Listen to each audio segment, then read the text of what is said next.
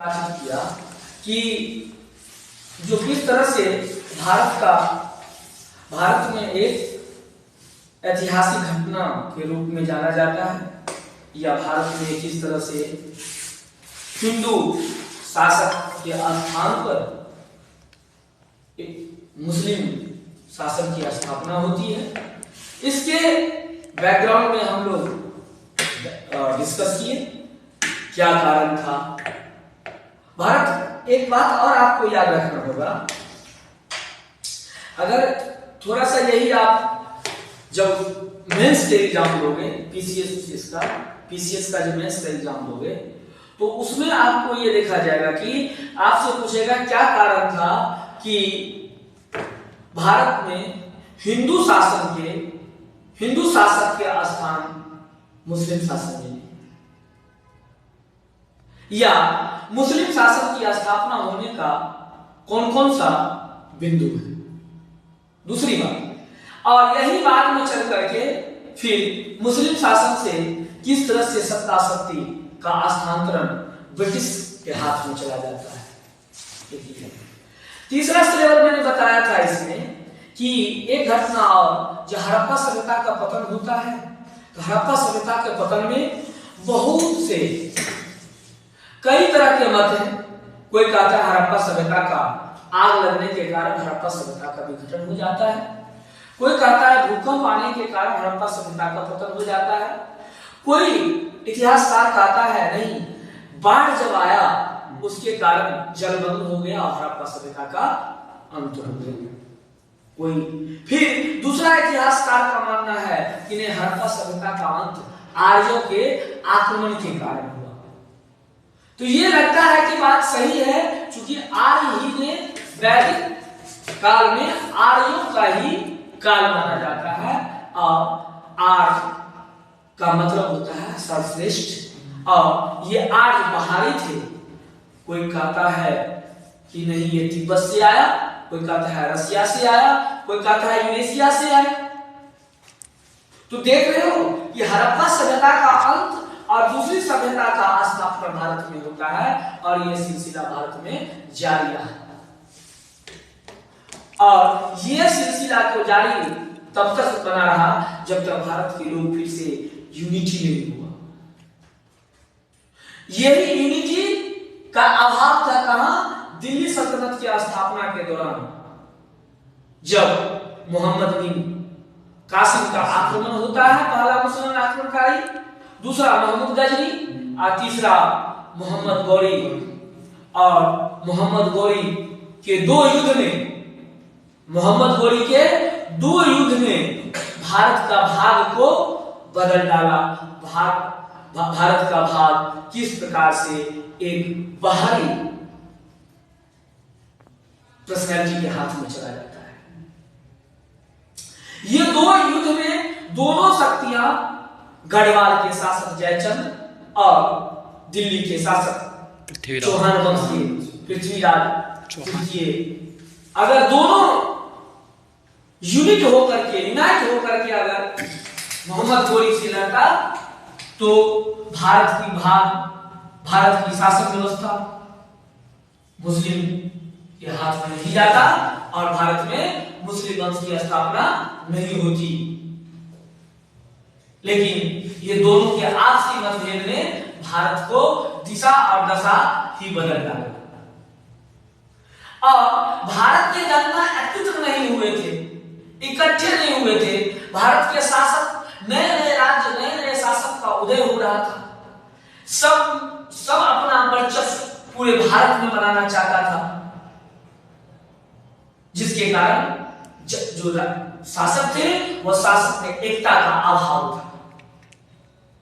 एकता के अभाव के कारण बार बार भारत पर बाहरी शासन का, बाहरी व्यक्ति का आक्रमण होता गया, और जो भारत आया, आक्रमण किया, युद्ध में जो विजय हुआ वह भारत का राजा बन बैठा।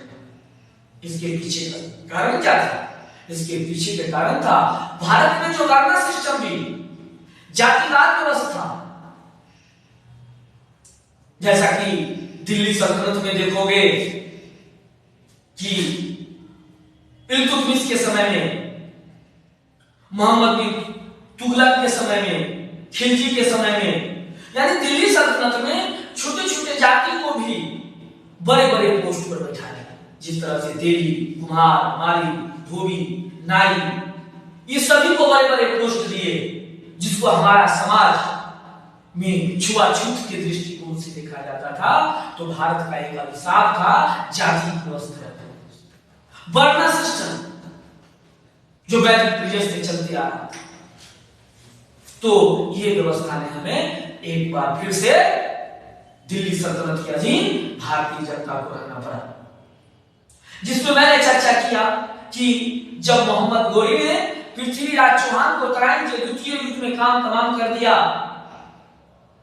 और फिर जयचंद्र को भी चंदावार के युद्ध में पराजित कर दिया, और जब मोहम्मद गोरी का मृत्यु हो जाता है तो मोहम्मद गोरी का जो स्लेब था, मैंने ये भी बताया कि मोहम्मद गोरी का एक हॉबी बहुत, या मोहम्मद गोरी का जो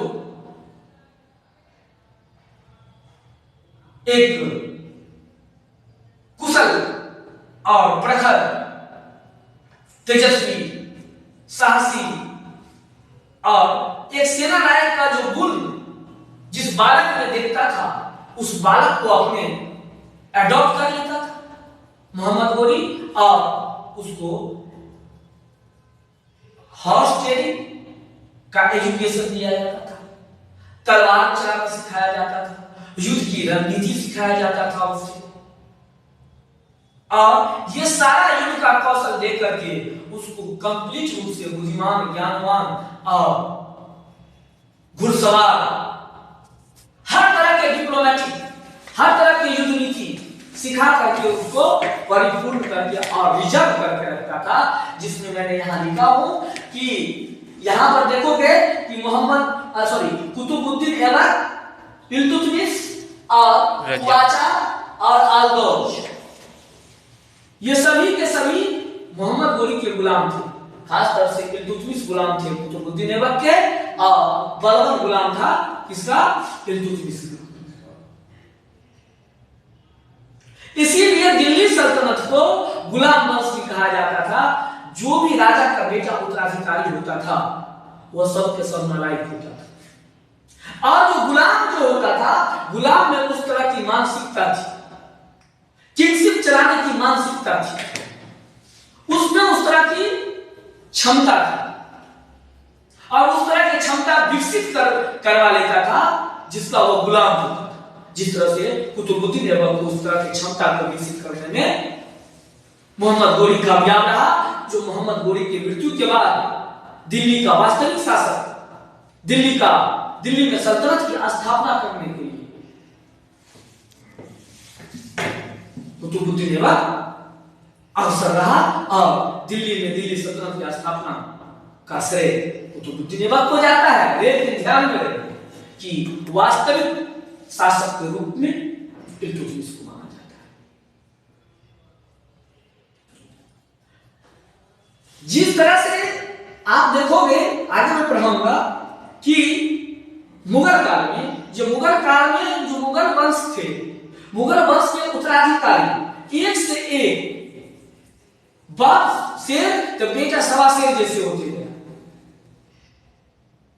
मुगल काल में बाबर भी 4 साल राज किया, जो आपको देखने को मिला है, जो पानीपत के प्रथम युद्ध 1526 ईस्वी में होता है, जिसमें इब्राहिम वर्सेस बाबर, जिसमें बाबर विजय हो जाता है और मुगल वंश की स्थापना करता है। 1525 ईस्वी में बीमारी के कारण बाबर की मृत्यु हो जाती है, और फिर 1530 ईस्वी से लेकर के 1556 ईस्वी तक बीच में फिर संक्रमण के काल आता है मुगल के लिए। हुमायूं को 1536 ईस्वी में शेरशाह सूरी ने युद्ध में पराजित करता है, और शेरशाह सूरी का प्रवासी जिंदगी जीना पड़ता है, और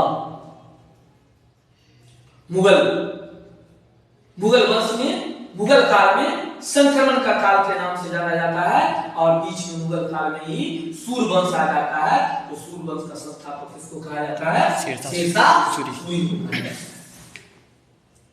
शेरशाह सूरी प्रशासक के लिए बहुत ही बोनाफाइड रूलर था, बहुत मेधावी बुद्धि का, तेजस्वी, ओजस्वी और एक राजा और सेनानायक का जो गुण होना चाहिए वो शेरशाह सूरी में विद्यमान था। शेरशाह सूरी का जो एडमिनिस्ट्रेटिव सिस्टम था वो बहुत ही महत्वपूर्ण एडमिनिस्ट्रेटिव सिस्टम था। जिस तरह से शिवाजी का एडमिनिस्ट्रेटिव सिस्टम था, प्रशासनिक व्यवस्था, उस तरह से शेरशाह सूरी का भी प्रशासनिक व्यवस्था बहुत ही चुस्त और दुरुस्त थी। दूसरी बात कि शेरशाह सूरी को ये जो जीटी रोड देखते हो दिल्ली में, ग्रुप क्या नाम होता है उसका, GT road, great trunk road, ये कलकत्ता से दिल्ली होते हुए और पेशावर तक चली जाती है, मुल्तान तक चली जाती है, पाकिस्तान तक चली जाती है। ये जीटी रोड को जो मरम्मत करवाया, रिपेयर करवाया, वो शेरशाह सूरी ही करवाया। शेरशाह सूरी का उपलब्धियां भी बहुत है और शेरशाह सूरी का जो कलिंजर कारखाना से आग लगने के कारण जब ये सुपरविजन में जाते हैं, कलिंजर के कारखाना जहां बारूद, बम, पिस्तौल, हथियार बनते थे, उसको सुपरविजन करने ले जाते थे, अचानक उसमें विस्फोट हो जाता है और शेरशाह सूरी का मृत्यु हो जाता है। और फिर उसका बेटा जो होता है और योग्य होता है और 1555 ईस्वी में फिर पूरा हुमायूं गद्दी पर बैठता है और हुमायूं के बाद 1 साल के बाद हुमायूं को डेथ हो जाती है। फिर उसका बेटा अकबर गद्दी पर बैठता है। अकबर का बेटा जहांगीर, जहां का बेटा शाहजहां, शाहजहां का बेटा औरंगजेब, ये सभी के सभी देखोगे कि एक पिता से कुछ कदम जो पिता नहीं किया वो बेटा किया और पिता से आगे का कदम रखा, आगे का सोच रखा या डिफरेंट काम करता है। जैसे स्थापत्य कला सबसे बड़ा उदाहरण है शाहजहां, न्याय के जंजीर के लिए उदाहरण के रूप में माना जाता है जहांगीर, प्रशासन और विश्व में महान कहलाने वाले अकबर जो मनसबदारी व्यवस्था लागू करता है, दीन इलाही धर्म का स्थापना करता है, सुलह कुल की नीति को स्थापना करता है अकबर। और वहां पर महिला शासिका के रूप में पेटीकोट शासन का काल चलता है। जब अकबर बालापन अवस्था में रहता है तो पेटीकोट शासन के नाम से जाना जाता है उसका शासनकाल। कौन सा? पेटीकोट शासन। महिलाओं की उसको, महिलाओं के जो उसको एडवाइस देता था सम्राट चलाने में, तो महिला सम्राट सब उसको एडवाइस देते थे, इसीलिए उसको कहा जाता है पेटीकोट शासन। और फाइनली अगर आप देखोगे तो नूरजहां के शासन, नूरजहां जो अकबर की दुल्हन यानी दुल्हन और सलीम जहांगीर का लवर, और नूरजहां से प्यार होता है। और ये चांदनी चौक पर जब नूरजहां का पहला नूरजहां से जब सलीम को प्यार हो जाता है, अकबर कहता है नहीं तू उससे शादी नहीं करना है, क्योंकि वो उतना धनी नहीं होता है, वो गरीब घर की बेटी होती है। हालांकि वो भी अतमाउद्दौला अकबर के समय में सेनानायक होते हैं, लेकिन फिर भी अकबर ने मना कर दिया। अकबर के मरने के बाद नूरजहां की जो जिससे शादी होता है वो पति का एक्सपायर हो जाता है और नूरजहां चांदनी चौक पे शॉपिंग के लिए आती है, वही सलीम को मिल जाता है। कहता है कि पहले पहले प्यार बने दिल गए हार बने। तो पहला प्यार था जहांगीर का, कहता है नूरजहां का पुराना नाम था मेहरुनिसा, कहा नूरजहां कैसी हो, चलो आज। पापा तो चले गए दुनिया छोड़ के, लेकिन अब चलो, तुम्हारे लिए कोई बाधाएं नहीं है। फिर नूरजहां को ले जाता है और फिर उससे निकाह करवा करके कबूल है करवाता है और उसको पत्नी के रूप में स्वीकार कर लेता है। और जहांगीर क्या कहता है, देखो तुमसे इतना मोहब्बत